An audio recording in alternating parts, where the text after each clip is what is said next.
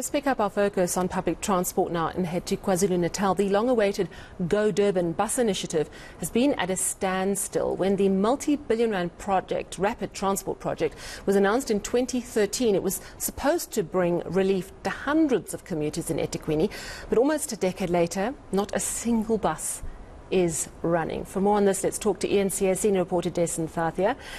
Dasen, this is shocking. Commuters must be absolutely frustrated. Why hasn't it worked? Well, Sal, it's, I guess, you know, when we talk about that name and you call it Go Durban, you'd expect a lot more from it, but unfortunately that's not the case.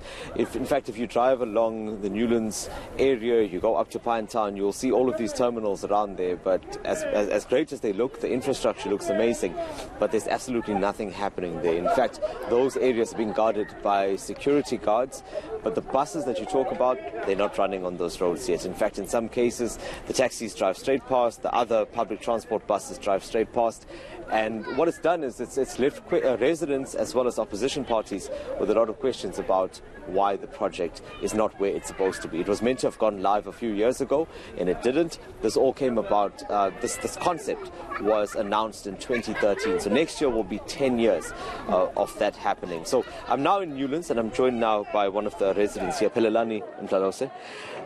Firstly, let's start with your view as a resident. I believe you take public transport, you were saying to me. What do you know about this Go Durban project, and when it was announced, how much were you informed about as a resident? To be actually honest, this project was announced about 2013 and it hasn't been doing nothing. At the moment, taxis are expensive. Everything is expensive. There's no transport moving around here. Cars that we have, they break their tires because of the infrastructure that they're trying to fix. We don't know when it's going to be done and be prepared and worked with. So Go Durban is taking too long. And when you see these terminals, because you see it clearly from here, in fact, we're standing not far from where one of them is at the moment. What do you think about? I mean, you'd remember when it was announced, it was meant to make the lives of residents easier. What do you think about when you go past there, for example, if you're in a taxi and you're driving past these terminals?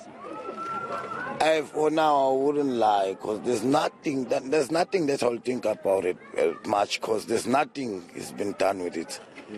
In fact, it's a criminal's environment where all the bus stations that are around there, criminals are sitting there. There's nothing, there's no lights, there's nothing on the road.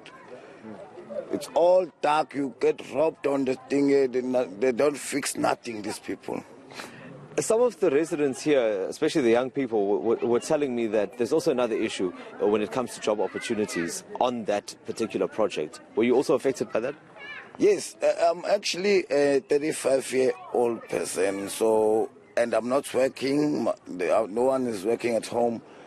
We sit here on the streets from day in, day out. There's a job around behind us, and there's no craft for us, there's no job for us. People that have been hired are far from away from us.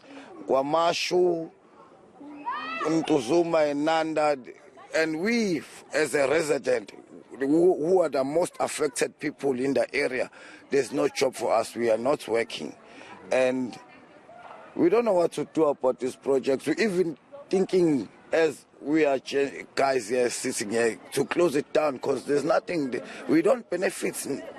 Not even a cent on this project. It's a big project, but we benefit nothing. Sure, thank you very much for your time. Pelelani Mhlalose there. And Sally is right when he says that it is a big project. It was the initial budget was forecast for about 20-odd million over that 10-year period. And although there has been money spent on the first phase of getting it going, as you hear from residents, they are frustrated about exactly what they're getting for that money so far. Yeah, heartbreaking as well, because, you know, he also sees people getting work close by to where he lives, and he doesn't seem to get a chance.